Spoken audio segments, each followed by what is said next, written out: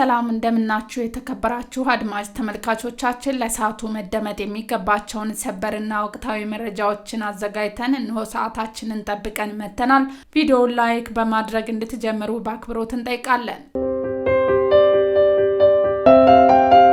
ነብዩ እዩ ጩፋ ለኢትዮጵያ ወንጌል አማኞች ቤተክርስቲያን ካውንስል ምላሽ ሰጠ። ቻይና የቲክቶክን ድርሻ ቻይናዊ ላልሆኑ ባለሀብቶች ከሸጠች የታሪፍ ቅናሽ እንደሚያደርጉ ትራምፕ አስታወቁ። ጀርመን የኢሳያስ አፈወርቂን መንግስት ለመገልበጥ አስሯል ያለችውን የብርጌድ ንሓመድ ቡድን በአገር ውስጥ አሸባሪነት ፈረጀች። አድማጭ ተመልካቾቻችን አብራችሁን ከኛ ጋር ስትቆዩ እነዚህንና ተጨማሪ መረጃዎች እንዲደርሳችሁ ቻናላችንን ሰብስክራይብ፣ ላይክ፣ ሼር በማድረግ አብራችሁን ቆዩ። ወደ ዝርዝር መረጃዎቻችን እናልፋለን። ነብዩ እዩ ጩፋ ለኢትዮጵያ ወንጌል አማኞች ቤተክርስቲያን ካውንስል ምላሽ ሰጠ። ነብዩ እዩ ጩፋ የኢትዮጵያ ወንጌል አማኞች ቤተክርስቲያን ካውንስል በጦር መሳሪያ የታጀቡ የአገልጋይ ጉባኤዎች ከወንጌል አስተምሮ ውጭ ናቸው በማለት ለሰጠው መግለጫ ምላሽ ሰጥቷል። ነብዩ እዩ ጩፋ በምላሹ አንድ ነብይ በፓትሮል መታጀቡ አይግረማችሁ፣ መታጀብ ከፈለጋችሁ ስራ ስሩ፣ የክርስቶስ አገልጋይ መጣ ሲባል ማርሽ ባንድ አይደለም ካላንደር ሁሉ ሊዘጋ ይችላልም ብሏል። በተጨማሪም ብታምኑም ባታምኑም በኢትዮጵያ ምድር በራሳቸው ጀት እየተንቀሳቀሱ የሚያገለግሉ አደገኛ ሰዎች ይነሳሉ ያሉት ነብዩ እዩ ከዚህ በኋላ የሚኖሩ ፕሮግራሞች ከዚህ የበለጠ እንደሚሆን ተናግረዋል።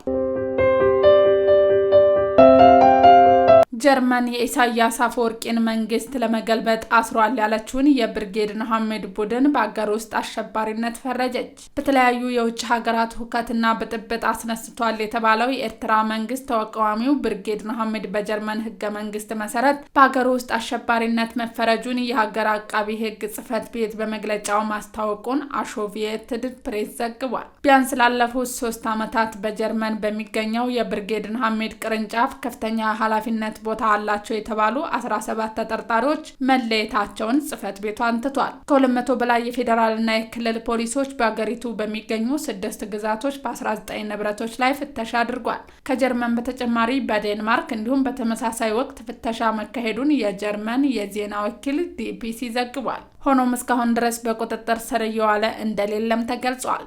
ኤርትራን እየገዙ ባሉበት ፕሬዝዳንት ኢሳያስ አፈወርቂ አገዛዝ ላይ ከዚህ ቀደም በዲያስፖራው ተቃውሞዎች ቢሰሙም ከባለፈው ዓመት ጀምሮ ግን መልኩን እየቀየረ ያገዛዙ ደጋፊዎች የሚያዘጋጇቸውን በዓላት በመቃወም በሚነሱ ግጭቶች ደም መፍሰሳቸው እየታየ ነው።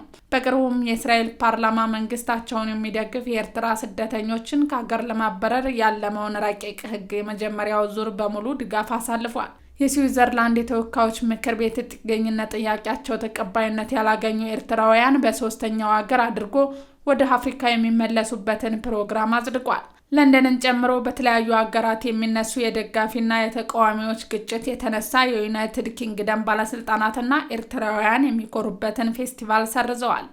የጀርመን አቀባዩ ህግ ተጠርጣሪዎች በቡድኑ ውስጥ ከፍተኛ የኃላፊነት ቦታዎች እንደያዙ ምርመራዎች ይጠቁማሉም ብለዋል። በኔዘርላንድና በጀርመን ባሉ የብርጌድ ንሓመድ ቅርንጫፎች ከፍተኛ ኃላፊነት ቦታ በመያዝ የተጠርጣሪውንና ባለፈው የካቲት በሄግ በነበሩ ግጭቶች ግጭት ተሳትፏል የተባለ ግለሰብ የሆላንድ ፍርድ ቤት የብዙ ዓመታት እስር እንደተፈረደበት ይኸው የአቃቢ ህግ መግለጫ ጠቁሟል። በኤርትራ መንግስት ደጋፊዎች ዘሄግ ከተማ ውስጥ በተዘጋጀ ስነ ስርዓት ላይ ተቃዋሚ ኤርትራውያን ተገኝተው በአሽከርካሪዎች በሌሎች ንብረቶችና በፖሊስ ላይ ጉዳት መድረሱን ተከትሎ ነው የግጭቱ አስተባባሪና ዋነኛ ተሳታፊ ናቸው የተባሉ ግለሰቦች ተይዘው ክስ የተመሰረተባቸው። መስከረም 13 2017 ዓ.ም ብይን የሰጠው የአገሪቱ ፍርድ ቤት ዋነኛ የግጭቱ መሪ ነው የተባለው የ48 ዓመቱ ዮሐንስ አብርሃ ላይ የ4 ዓመት እስር ሲፈረድ በሌሎች ላይ የተለያየ መጠን የወራት የእስር ቅጣት ተስተላልፏል። በተያያዘ በስዊድን በአውሮፓውያኑ 2023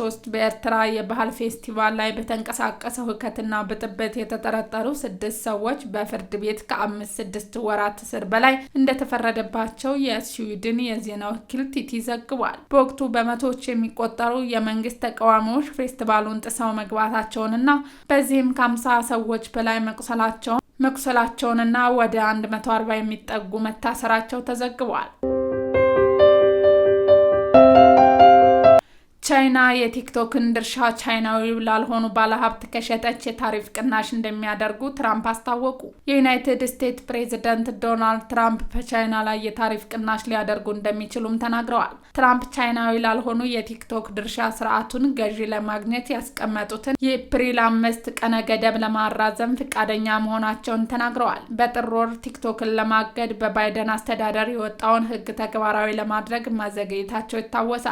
እንደ አውሮፓውያን አቆጣጠር በ2024 በህግ የተፈረሙ ህጉ ቲክቶክን ለሽያጭ ወይም ለማገድ የብሔራዊ ደህንነት ስጋቶች ወደ ምክንያት ጠቅሷል። ትራምፕ ለጋዜጠኛ እንደተናገሩት ከቲክቶክ ጋር በተያያዘ በቻይና በዚህ ውስጥ ሚና መጫወት ይኖርበታል።